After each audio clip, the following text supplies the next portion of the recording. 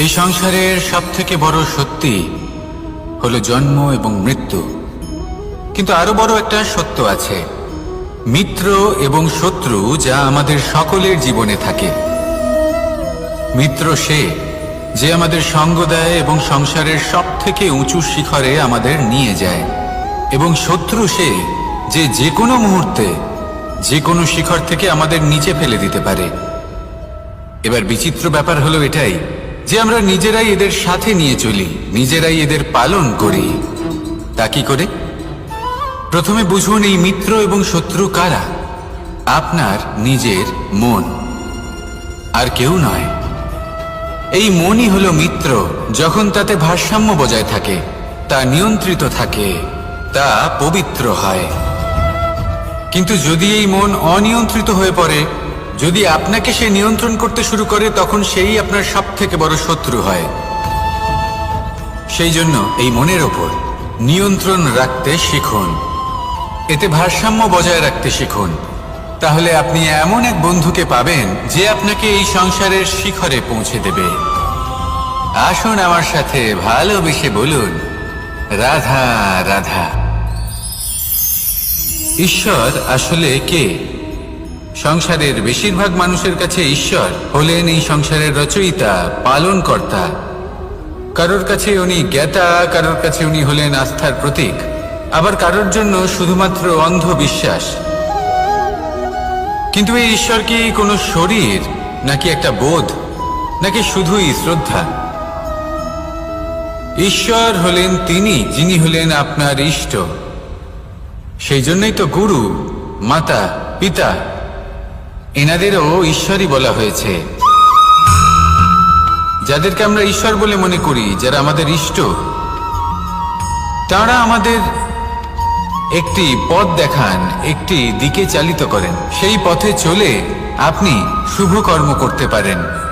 আর যখন কোনো ব্যক্তি তার ঈশ্বরের আদেশ পালন করেন, তখন সে নিজে থেকেই শুভ পথে অগ্রসর হয়ে যান।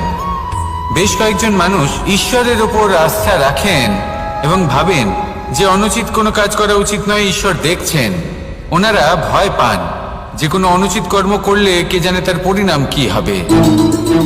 এমন অনেক ব্যক্তি রয়েছেন যারা ঈশ্বরকে বিশ্বাস করেন এবং জানেন যে ঈশ্বর তাদেরকে দেখছেন।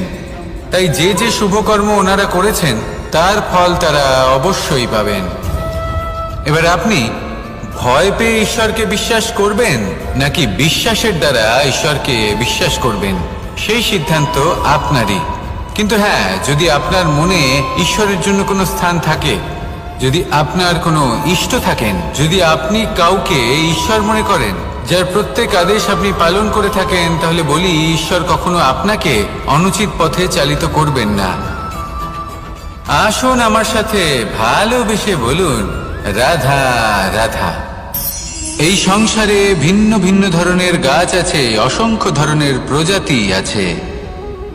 কিছু গাছ পাতা দিয়ে থাকে, কিছু ফুল, কিছু ফল। কেউ ছায়া প্রদান করে, কেউ শীতলতা প্রদান করে, কেউ নিজেকে খুব কষ্ট দিয়ে এই সংসারের বিকাশে সহায়ক হয়ে ওঠে। কিন্তু এই সবার মধ্যে একটা বিষয় কিন্তু সমান, এরা প্রত্যেকেই পাতা ছাড়া, ফুল ছাড়া, ফল ছাড়া জীবিত থাকতেই পারে, কিন্তু কোনো বৃক্ষই শিকড় ছাড়া বেঁচে থাকতেই পারে না। এটাই হলো রাধা। ঠিক সেইভাবেই আমাদের জীবনে শক্তি হোক, ধন হোক বা সাফল্য হোক, আমাদের বা আমাদের পরিবারের প্রসন্নতাই হোক, এই সব কিছুর আধার হলো, সব কিছুর মূল হলো পরিশ্রম। তাই জীবনে চিরকাল পরিশ্রম করতে থাকুন। যদি আপনি জীবনে মহান হবার পথে অগ্রসর হতে চান, তাহলে পরিশ্রম করুন।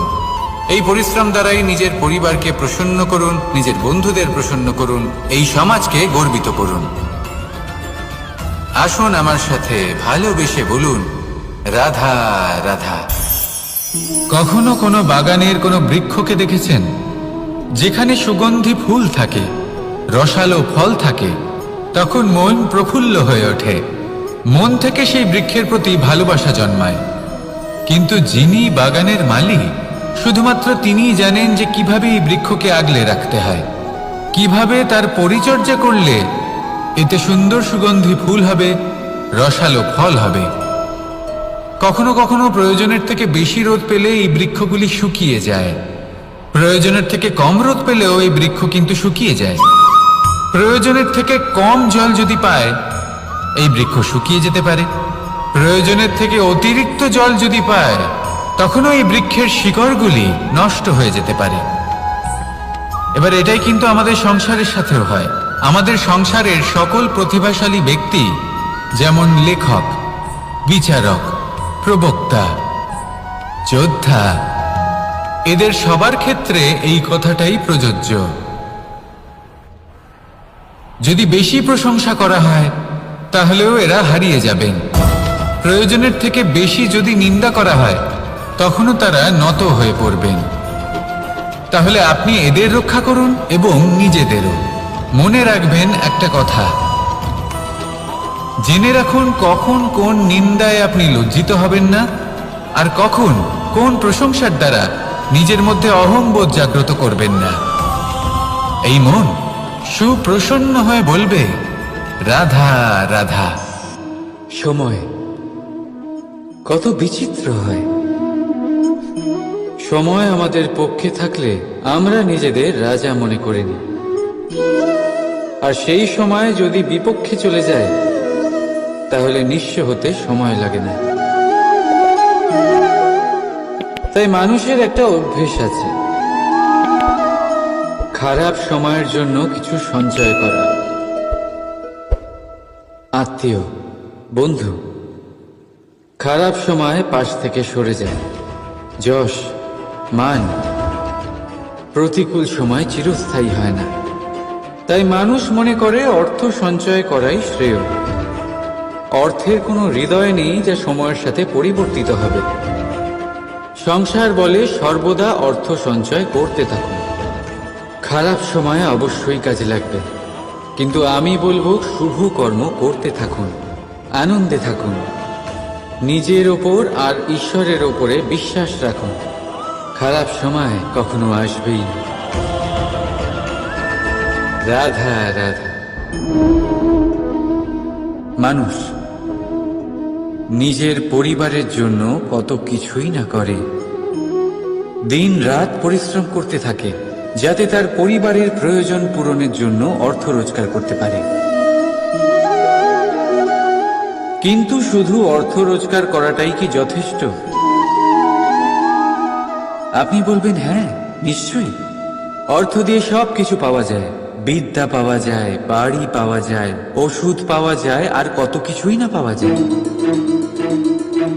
এইসব একটা পর্যায় পর্যন্ত সঠিক, কিন্তু একটু মন দিয়ে ভেবে দেখুন, যখন কোনো শিশু অসুস্থ হয়ে পড়ে, তখন সে ওই তিক্ত ওষুধ কেন খেয়ে নেয়?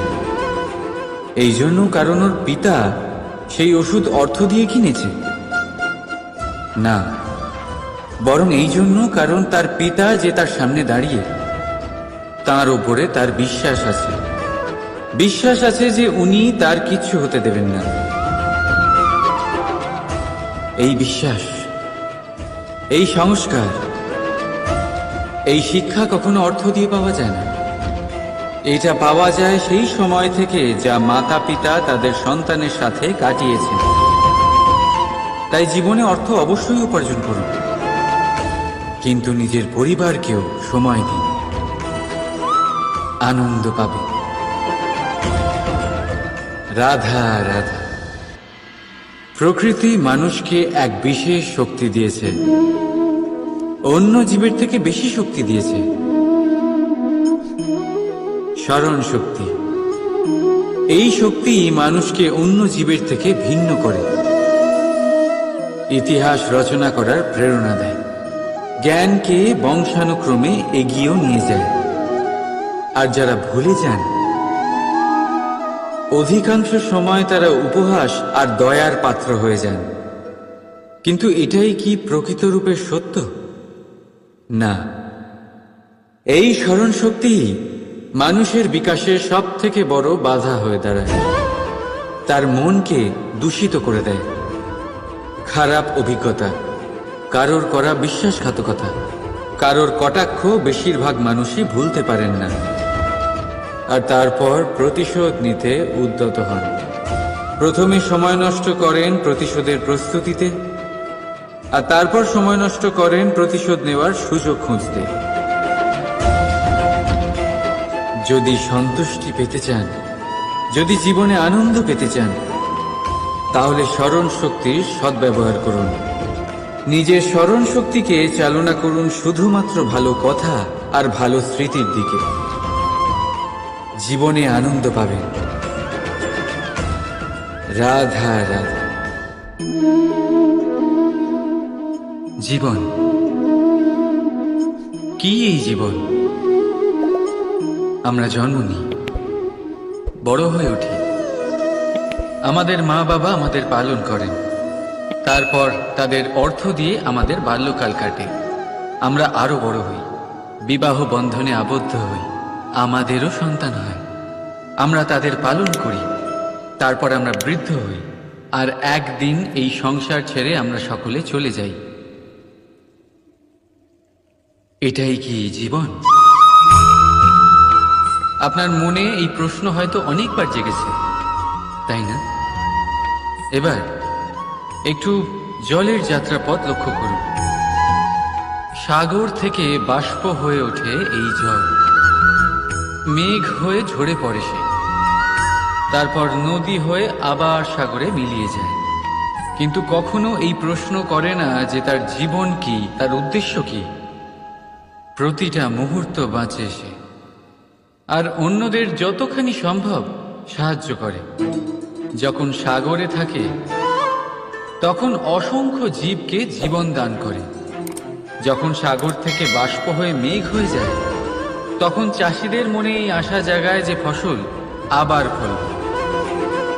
যখন বর্ষা হয়ে ঝরে পড়ে তখন এই শুকনো তৃষ্ণার্ত ধরিত্রীর তৃষ্ণা মেটায়। আর যখন নদীতে থাকে তখন তার পাড়ে নানান গাছপালার জন্ম দেয়। কিন্তু ভাবুন, জল কি কখনো এটা ভাবে যে তার জীবন কি বা তার জীবনের উদ্দেশ্যটাই বা কি? না, সে শুধু নিজের ধর্ম পালন করে যায়, আর যতটা সম্ভব সবাইকে আনন্দ প্রদান করতে থাকে। সেই জন্যই জীবনে কখনো এই প্রশ্ন করবেন না যে এই জীবন কি, এই জীবনের উদ্দেশ্য কি। শুধু এই জীবন বাঁচুন, আর যতটা সম্ভব সবাইকে আনন্দ প্রদান করুন। মন প্রসন্ন হয়ে বলবে রাধা রাধা। কখনো বৃষ্টির জন্য হওয়া কাদার মধ্যে দিয়ে আপনি নিজের বাড়ি ফিরেছেন? পাদুকা পরার জন্য আপনি ওই কাদা থেকে অবশ্যই বেঁচে যান, কিন্তু সেই পাদুকা থেকে আগত নোংরা কাদার ছিটে আপনার বস্ত্রকে ময়লা করেই দেয়।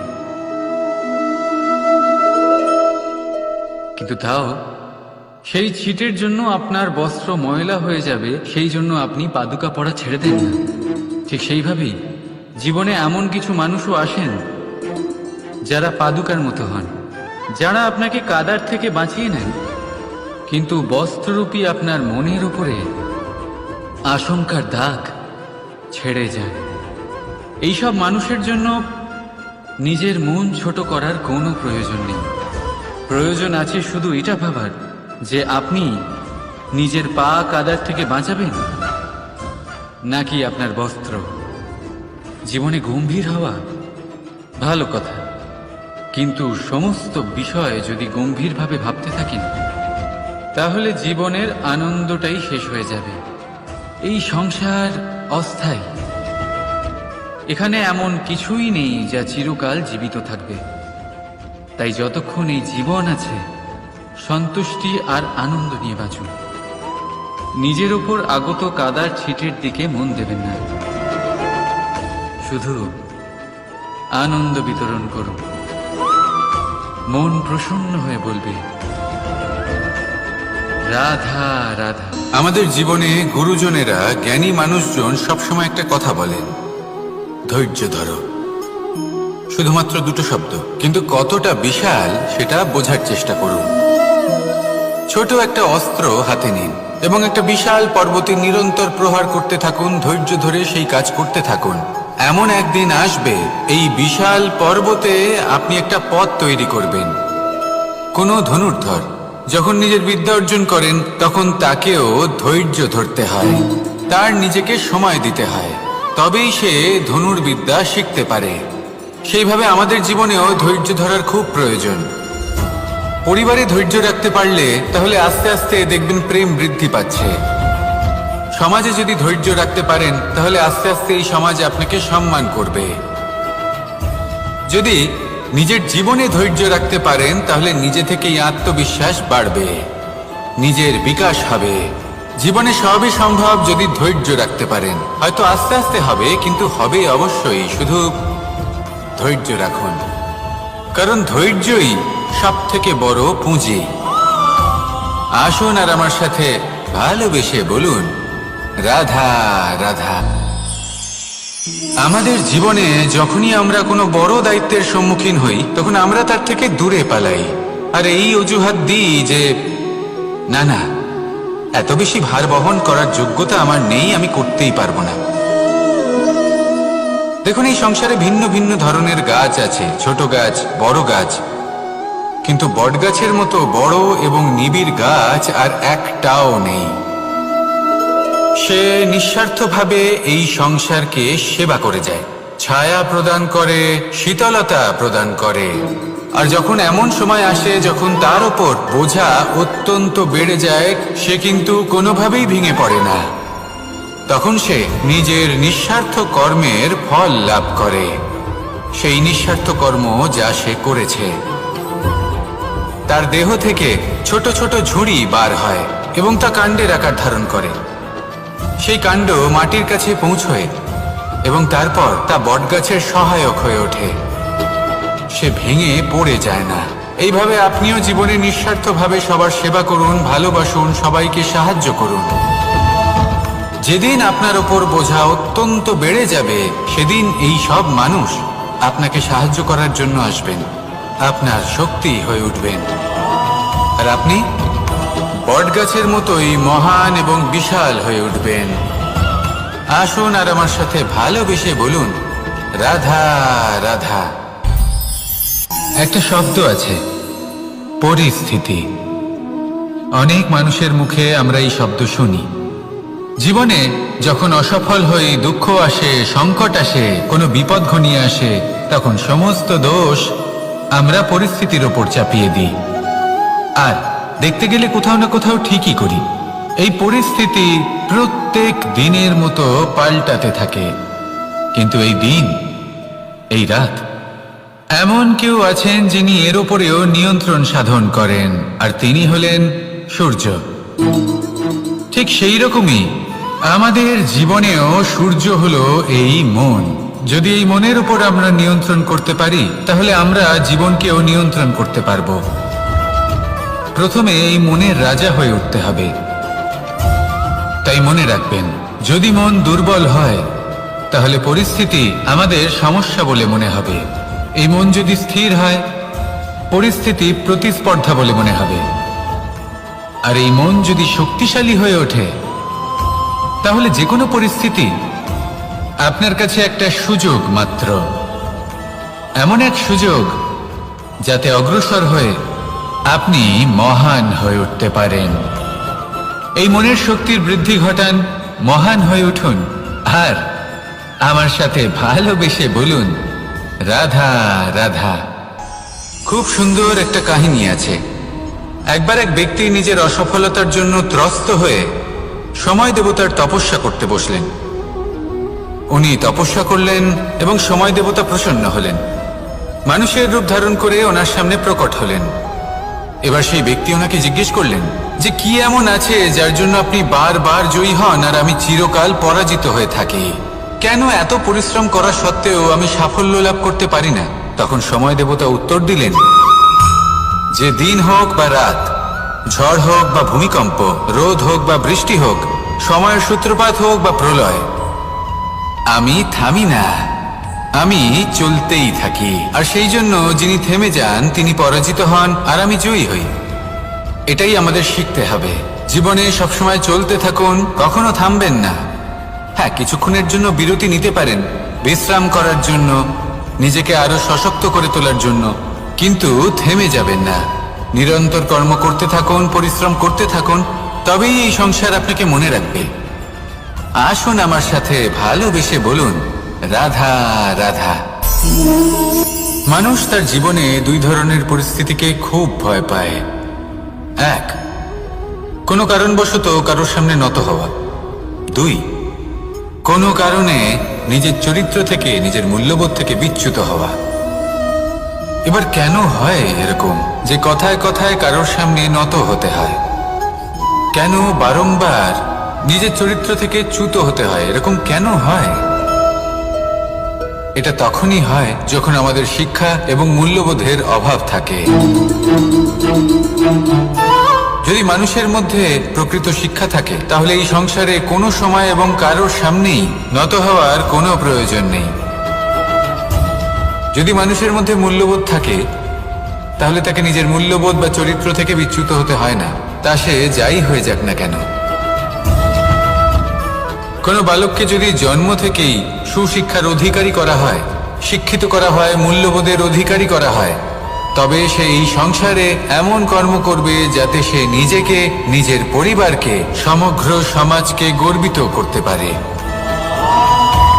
শিক্ষা লাভ করুন, মূল্যবোধ লাভ করুন এবং আমার সাথে ভালোবেসে বলুন, রাধা রাধা। আমাদের সকলের জীবনে একটা লক্ষ্য থাকে যেটা আমরা লাভ করতে চাই। ঠিক যেন একটা প্রতিস্পর্ধা বিদ্যমান যে কে সব থেকে আগে নিজের লক্ষ্যে পৌঁছতে পারবে।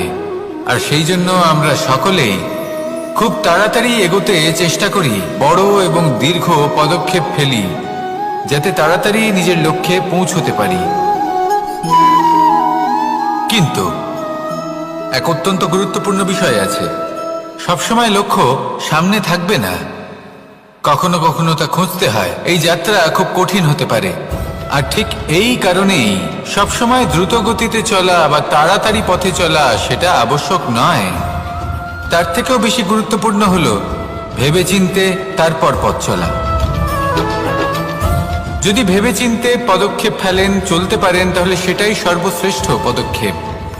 কখন কোন দিকে যেতে হবে, কখন কোথায় দিক পাল্টানো যাবে না, কখন গতি বেশি রাখতে হবে, কখন কম, কখন থামবো, কখন চলবো, এই সব কিছুর বিষয়ে জ্ঞান অত্যন্ত গুরুত্বপূর্ণ এবং ভেবে চিন্তে চলতেই হবে। সেই জন্য শুধু তীব্র গতিতে সামনে এগোলে চলবে না, ভাবনা চিন্তা করে এগোতে হবে। আসুন আমার সাথে ভালোবেসে বলুন, রাধা রাধা। পায়েস হলো আমার বিশেষ প্রিয়। এর মধুর স্বাদ মনকে প্রফুল্ল করে তোলে। ছোটবেলায় মা আমার জন্য পায়েস বানাতেন এবং আমাকে বলতেন যে গরম থাকতে থাকতে খেয়ে নে কানাই, ঠান্ডা হয়ে গেলে ভালো লাগবে না। কিন্তু আমিও দুষ্টু ছিলাম, ঠান্ডা হওয়া পর্যন্ত অপেক্ষা করতাম, আর ঠান্ডা হয়ে যাওয়ার পরে মার কাছে যেতাম আর ওনাকে বলতাম যে মা, পায়েস তো ঠান্ডা হয়ে গেছে, এটা গরম করে দিন। তখন মা হাসতেন আর বলতেন যে পায়েস না হয় আমি আবার গরম করে দেব কানাই, কিন্তু এর মধুর স্বাদ, সেই মিষ্টত্ব, সেই সুবাস, সেটা আবার ফিরে আসবে না। কথাটা সত্যি, আর এই সত্যটাই আমাদেরও জীবনের সত্য। আমাদের জীবনের মধুর সম্পর্কগুলি, এতে যখন কটুভাব প্রবেশ করে তখন সেই মিষ্টত্ব ফিরিয়ে আনা প্রায় অসম্ভব ব্যাপার হয়ে যায়। আপনি চেষ্টা করে সেই সম্পর্ক ঠিক করতেই পারবেন, তার জন্য অগাধ পরিশ্রম করতে হবে, কিন্তু আবার সেই মিষ্টত্ব কখনো ফিরে আসবে না। সেই জন্য আপনার জীবনের যে মধুর সম্পর্ক আছে, যতটা সম্ভব চেষ্টা করুন তাতে মিষ্টত্ব বজায় রাখতে। কটুভাব আসতে দেবেন না। আসুন আর আমার সাথে মধুর স্বরে বলুন, রাধা রাধা।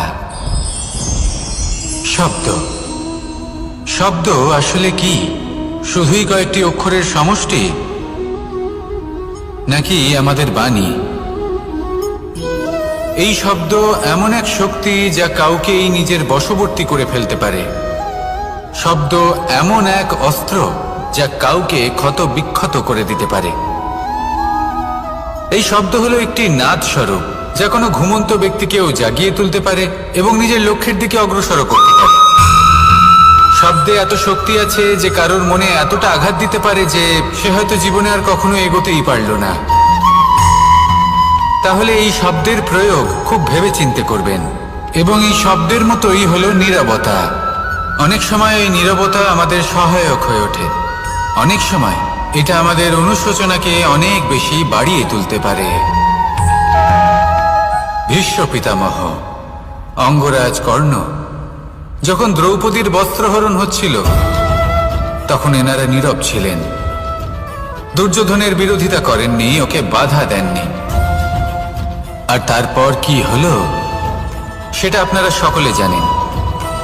দেখতে গেলে নীরবতা চুপ করে থাকা, কিন্তু যদি কোনো দুষ্টের সামনে চুপ করে থাকেন, যদি তার বিরোধিতা না করতে পারেন, তাহলে এই নীরবতাই অনেক বড় পাপের আকার ধারণ করে।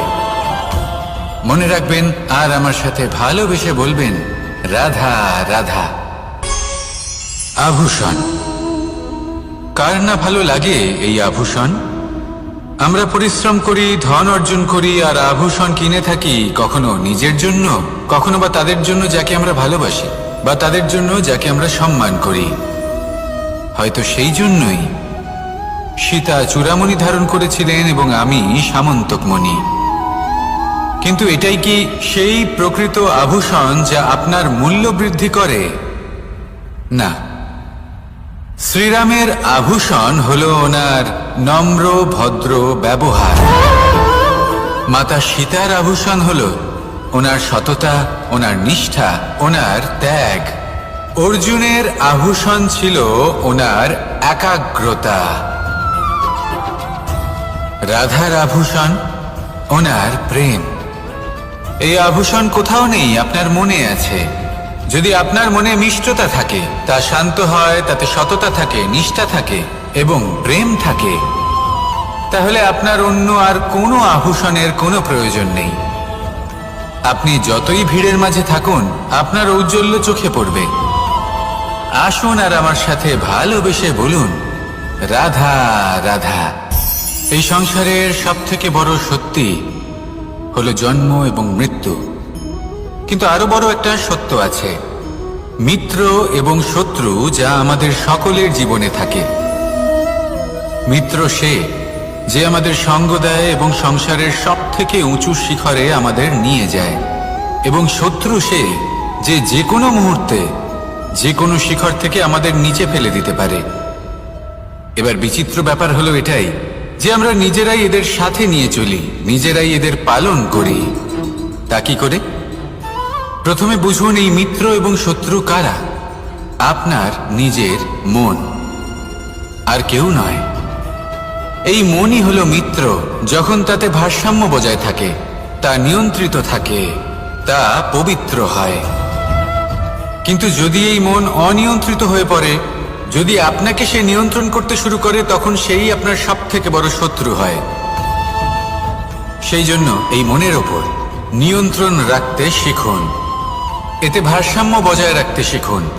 তাহলে আপনি এমন এক বন্ধুকে পাবেন যে আপনাকে এই সংসারের শিখরে পৌঁছে দেবে। আসুন আমার সাথে ভালোবেসে বলুন, রাধা রাধা। ঈশ্বর আসলে কে? সংসারের বেশিরভাগ মানুষের কাছে ঈশ্বর হলেন এই সংসারের রচয়িতা, পালনকর্তা। কারোর কাছে উনি জ্ঞাতা, কারোর কাছে উনি হলেন আস্থার প্রতীক, আবার কারোর জন্য শুধুমাত্র অন্ধবিশ্বাস। কিন্তু এই ঈশ্বর কি কোনো শরীর, নাকি একটা বোধ, নাকি শুধুই শ্রদ্ধা? ঈশ্বর হলেন তিনি যিনি হলেন আপনার ইষ্ট। সেই জন্যই তো গুরু, মাতা, পিতা এনাদেরও ঈশ্বরই বলা হয়েছে।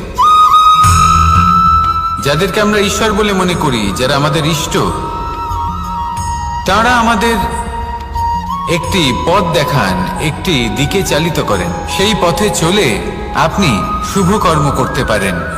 আর যখন কোনো ব্যক্তি তার ঈশ্বরের আদেশ পালন করেন, তখন সে নিজে থেকেই শুভ পথে অগ্রসর হয়ে যান। বেশ কয়েকজন মানুষ ঈশ্বরের ওপর আস্থা রাখেন এবং ভাবেন যে অনুচিত কোনো কাজ করা উচিত নয়, ঈশ্বর দেখছেন। ওনারা ভয় পান যে কোনো অনুচিত কর্ম করলে কে জানে তার পরিণাম কি হবে। এমন অনেক ব্যক্তি রয়েছেন যারা ঈশ্বরকে বিশ্বাস করেন এবং জানেন যে ঈশ্বর তাদেরকে দেখছেন, তাই যে যে শুভ কর্ম ওনারা করেছেন তার ফল তারা অবশ্যই পাবেন।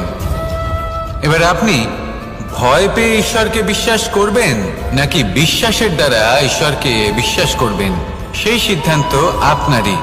কিন্তু হ্যাঁ, যদি আপনার মনে ঈশ্বরের জন্য কোনো স্থান থাকে, যদি আপনার কোনো ইষ্ট থাকেন, যদি আপনি কাউকে ঈশ্বর মনে করেন, যার প্রত্যেক আদেশ আপনি পালন করে থাকেন, তাহলে বলি ঈশ্বর কখনো আপনাকে অনুচিত পথে চালিত করবেন না।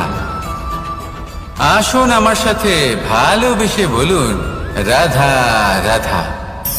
এই সংসারে ভিন্ন ভিন্ন ধরনের গাছ আছে, অসংখ্য ধরনের প্রজাতি আছে। কিছু গাছ পাতা দিয়ে থাকে, কিছু ফুল, কিছু ফল। কেউ ছায়া প্রদান করে, কেউ শীতলতা প্রদান করে, কেউ নিজেকে খুব কষ্ট দিয়ে এই সংসারের বিকাশে সহায়ক হয়ে ওঠে। কিন্তু এই সবার মধ্যে একটা বিষয় কিন্তু সমান, এরা প্রত্যেকেই পাতা ছাড়া, ফুল ছাড়া, ফল ছাড়া জীবিত থাকতেই পারে, কিন্তু কোনো বৃক্ষই শিকড় ছাড়া বেঁচে থাকতেই পারে না। এটাই হলো রাধার। ঠিক সেইভাবেই আমাদের জীবনে শক্তি হোক, ধন হোক বা সাফল্য হোক, আমাদের বা আমাদের পরিবারের প্রসন্নতাই হোক, এই সব কিছুর আধার হলো, সবকিছুর মূল হলো পরিশ্রম। তাই জীবনে চিরকাল পরিশ্রম করতে থাকুন। যদি আপনি জীবনে মহান হবার পথে অগ্রসর হতে চান, তাহলে পরিশ্রম করুন। এই পরিশ্রম দ্বারাই নিজের পরিবারকে প্রসন্ন করুন, নিজের বন্ধুদের প্রসন্ন করুন, এই সমাজকে গর্বিত করুন। আসুন আমার সাথে ভালোবেসে বলুন, রাধা রাধা। কখনো কোনো বাগানের কোনো বৃক্ষকে দেখেছেন যেখানে সুগন্ধি ফুল থাকে, রসালো ফল থাকে? তখন মন প্রফুল্ল হয়ে ওঠে, মন থেকে সেই বৃক্ষের প্রতি ভালোবাসা জন্মায়। কিন্তু যিনি বাগানের মালিক, শুধুমাত্র তিনিই জানেন যে কিভাবে এই বৃক্ষকে আগলে রাখতে হয়, কিভাবে তার পরিচর্যা করলে এতে সুন্দর সুগন্ধি ফুল হবে, রসালো ফল হবে। কখনো কখনো প্রয়োজনের থেকে বেশি রোদ পেলে এই বৃক্ষগুলি শুকিয়ে যায়, প্রয়োজনের থেকে কম রোদ পেলেও এই বৃক্ষ কিন্তু শুকিয়ে যায়। প্রয়োজনের থেকে কম জল যদি পায়, এই বৃক্ষ শুকিয়ে যেতে পারে। প্রয়োজনের থেকে অতিরিক্ত জল যদি পায়, তখনও এই বৃক্ষের শিকড়গুলি নষ্ট হয়ে যেতে পারে। এবার এটাই কিন্তু আমাদের সংসারের সাথেও হয়। আমাদের সংসারের সকল প্রতিভাশালী ব্যক্তি, যেমন লেখক, বিচারক, প্রবক্তা, যোদ্ধা, এদের সবার ক্ষেত্রে এই কথাটাই প্রযোজ্য। যদি বেশি প্রশংসা করা হয়, তাহলেও এরা হারিয়ে যাবেন। প্রয়োজনের থেকে বেশি যদি নিন্দা করা হয়, তখনও তারা নত হয়ে পড়বেন। তাহলে আপনি এদের রক্ষা করুন এবং নিজেদেরও। মনে রাখবেন একটা কথা,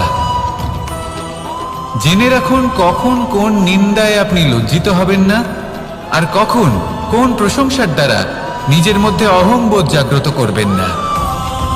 এই মন সুপ্রসন্ন হয়ে বলবে, রাধা রাধা। সময় কত বিচিত্র হয়।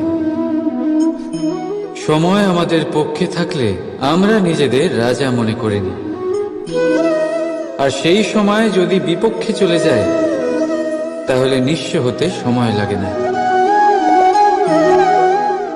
তাই মানুষের একটা অভ্যেস আছে, খারাপ সময়ের জন্য কিছু সঞ্চয় করা।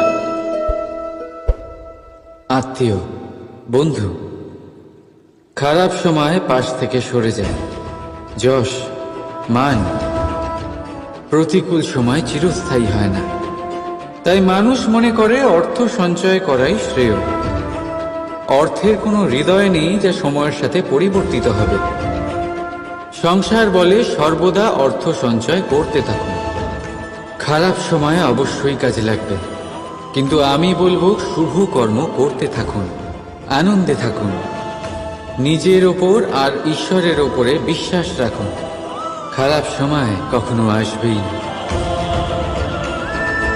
রাধা রাধা।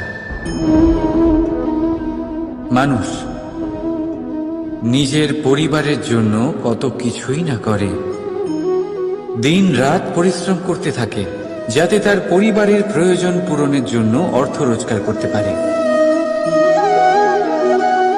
কিন্তু শুধু অর্থ রোজগার করাটাই কি যথেষ্ট? আপনি বলবেন, হ্যাঁ নিশ্চয়ই, অর্থ দিয়ে সব কিছু পাওয়া যায়, বিদ্যা পাওয়া যায়, বাড়ি পাওয়া যায়, ওষুধ পাওয়া যায়, আর কত কিছুই না পাওয়া যায়।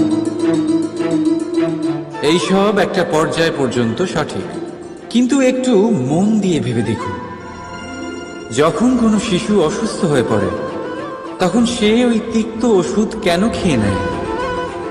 এই জন্য কারণ ওর পিতা সেই ওষুধ অর্থ দিয়ে কিনেছে? না, বরং এই জন্য কারণ তার পিতা যে তার সামনে দাঁড়িয়ে, তার উপরে তার বিশ্বাস আছে, বিশ্বাস আছে যে উনি তার কিচ্ছু হতে দেবেন না।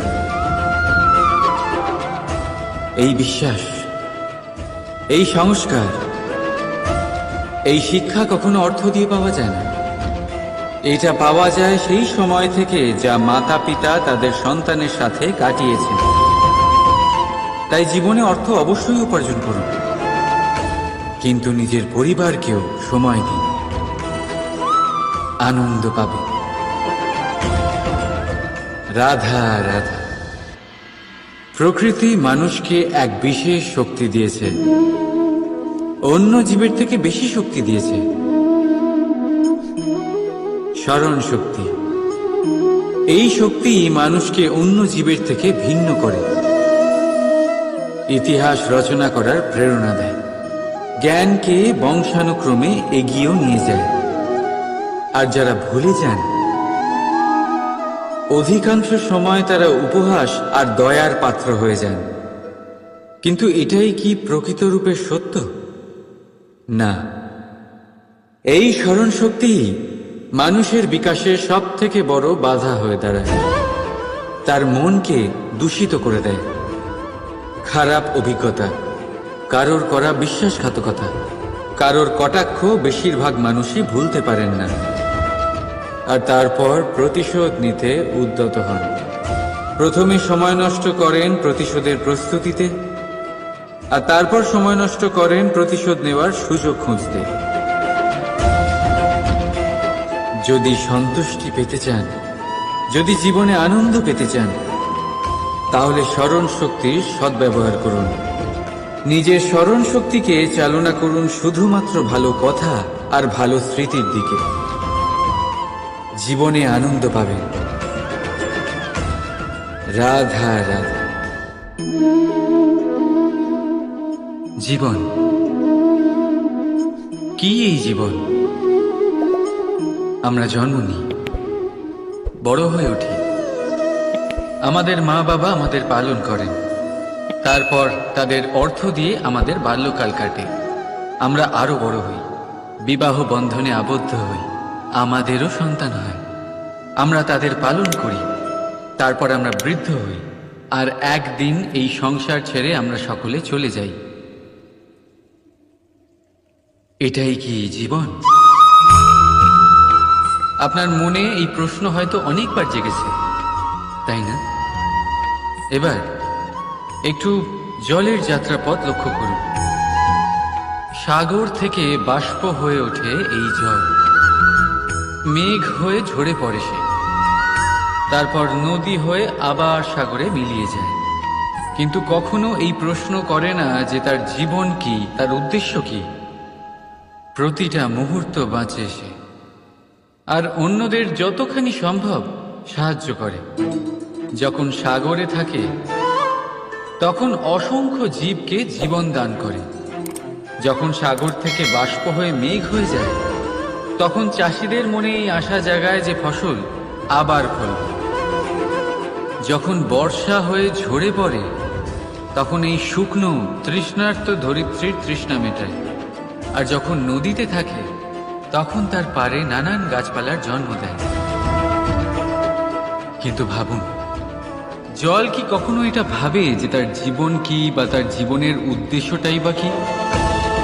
না, সে শুধু নিজের ধর্ম পালন করে যায় আর যতটা সম্ভব সবাইকে আনন্দ প্রদান করতে থাকে।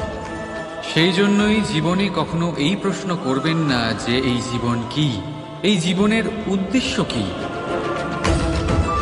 শুধু এই জীবন বাঁচুন আর যতটা সম্ভব সবাইকে আনন্দ প্রদান করুন।